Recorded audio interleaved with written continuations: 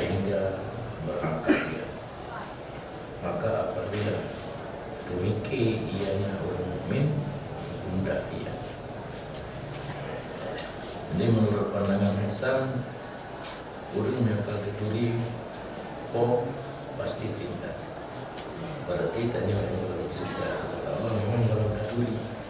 Keturi tanya bukan sekedar ikut waktu.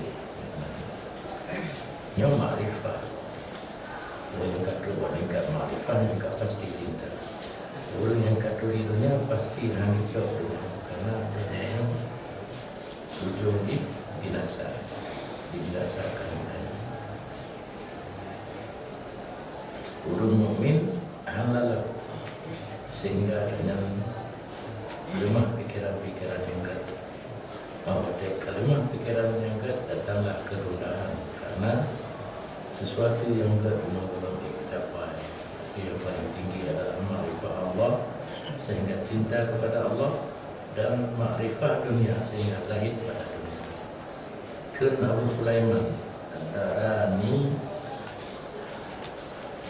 bahwa semua sebahagian daripada makhluk Allah itu ada satu makhluk yang tidak dibimbang akan mereka itu oleh surga dan barang dalamnya surga daripada nikmat